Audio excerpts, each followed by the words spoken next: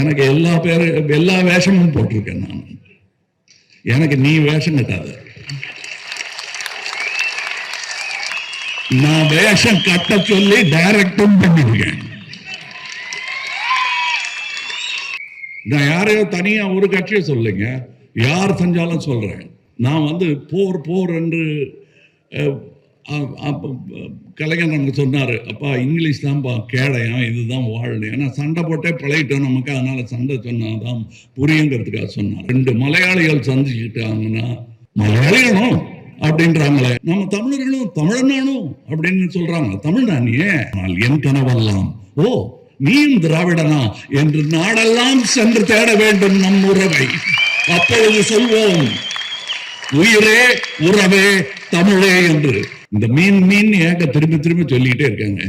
What you mean by மீன்? எல்லாரும் மீன் பேசிட்டு இருக்காளே அப்படி கேட்டீங்கன்னா நான் சொல்றேன், மீன் எங்கள் கொடியில் இருக்கும், புலி எங்கள் நெஞ்சில் இருக்கும், வில் எங்கள் கையில் இருக்கும்.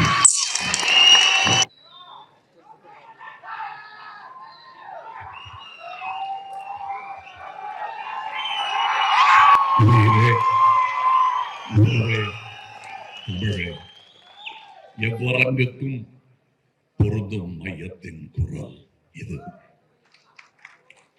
இவ்வரங்கிலும் ஒலிக்கும் உங்களுக்காக. இப்பொழுது ஆங்கிலத்தில் ஒரு உரை அவர்களுக்கு புரிய, பிறகு நாம் பேசிக்கொள்வோம். நன்றி. என் தம்பிகள் எல்லாம் தலைவர்களாக உயர்ந்திருப்பதை பார்த்து எனக்கே இவ்வளவு மகிழ்ச்சி என்றால், தந்தை நிலையில் நின்று கொண்டிருக்கும் முதல்வருக்கு என்ன சந்தோஷம் இருக்கும் அவர்களை எல்லாம் பார்த்து. அந்த சந்தோஷத்தை காட்டக்கூட நேரமில்லை, கடமை காத்திருக்கிறது. அதனால் சட்டத்தை நீட்டுவோம். அங்கு செல்லட்டும் சட்டம். This is about the present and future, not about blaming the past. If the union truly stands for cooperative federalism, it should begin with education. States understand their people, culture, ground realities best. Autonomy ensures relevance and inclusivity.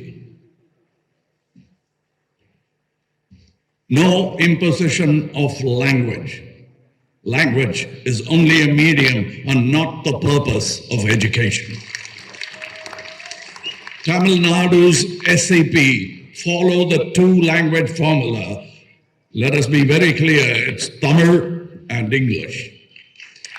NEP 2020 imposes a 3-language formula, mother tongue plus English plus another Indian language. We know what the other Indian language is.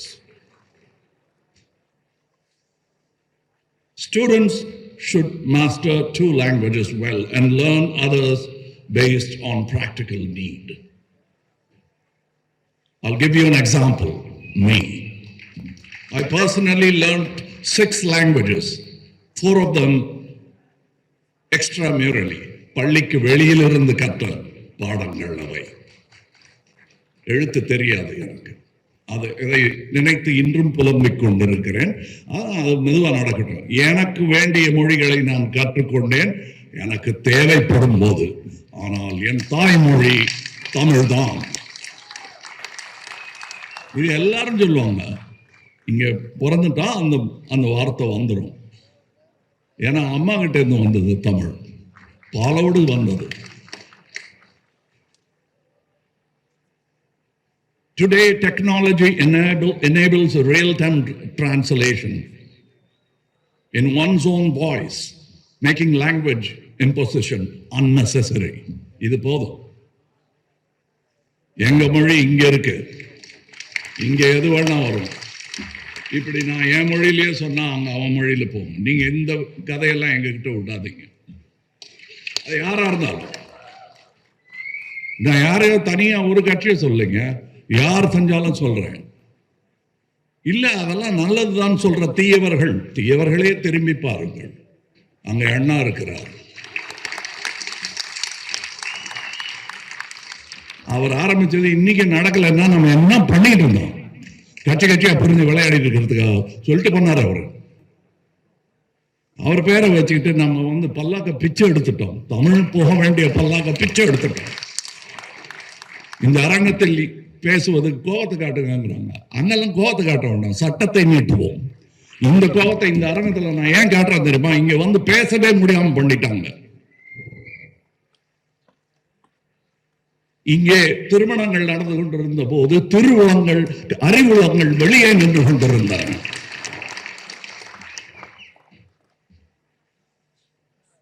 The relevance of curriculum and reducing pressure is very important. அதை எங்கிருந்து ஆரம்பிக்க வேண்டுமோ அங்கிருந்து தொடங்கி இருக்கிறார்கள். பாலோடு சேர்த்து தமிழும் வந்தது போல் பள்ளியில் படிக்கும் குழந்தைகள் அந்த பருவம் தொட்டு கல்வியை கற்கும் விதத்தில் எந்த குழப்பமும் இல்லாமல் முன்னேற வேண்டும். They should move forward without confusion.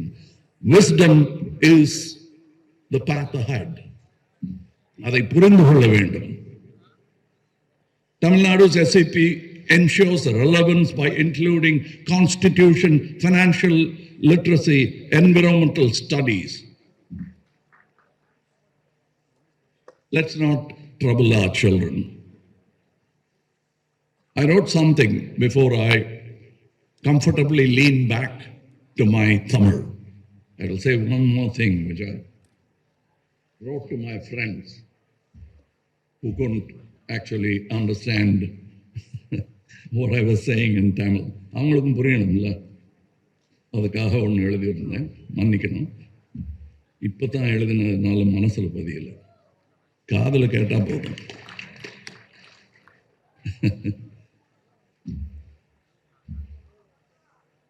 Sorry.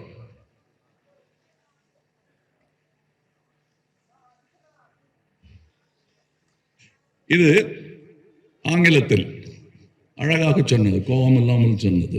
இதன் தலைப்பு ஆலிசம். Isms populate ideas. Isms are work in progress. Leftism, rightism, centrism, consumerism, commercialism, fascism, selfieism, totalitarianism, and our Dravidianism.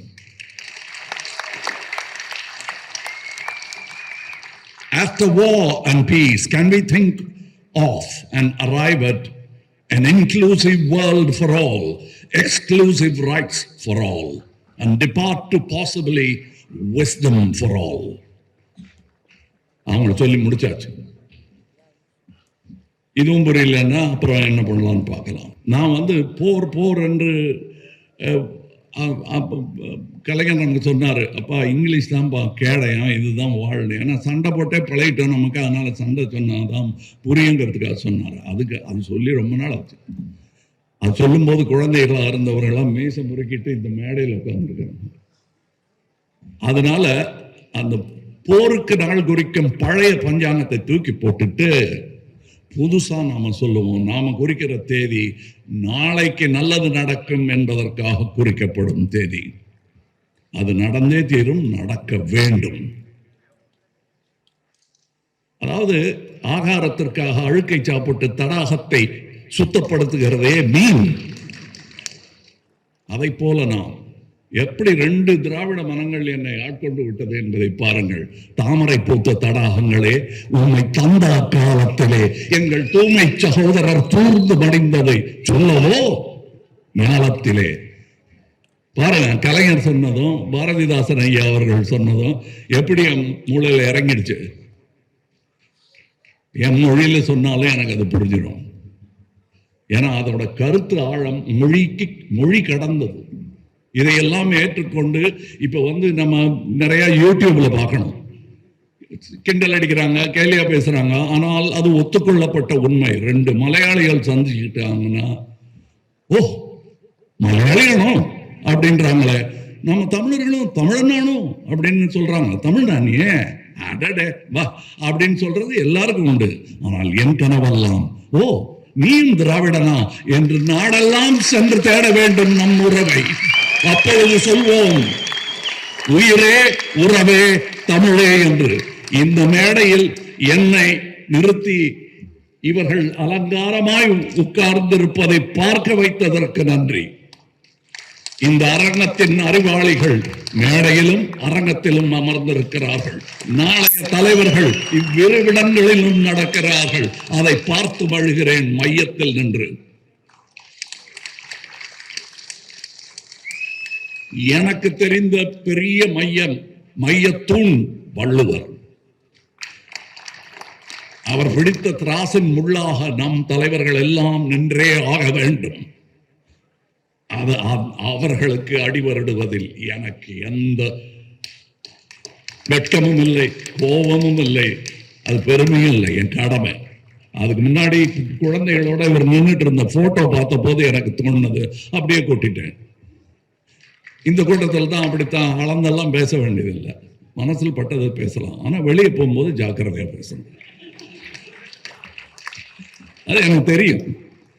இங்கே என்னை அவர்கள் ஏன் கொண்டாடுகிறார்கள் என்றால், ஆகாரத்திற்காக மற்றவரின் மேல் என் குளத்தில் போட்ட குப்பையெல்லாம் நானும் சாப்பிட்டு தான் இருந்தேன்.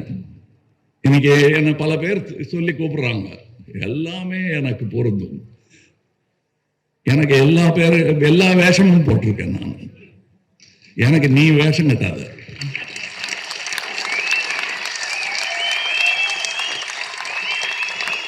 நான் வேஷம் கட்ட சொல்லி டைரக்டும் பண்ணிருக்கேன்.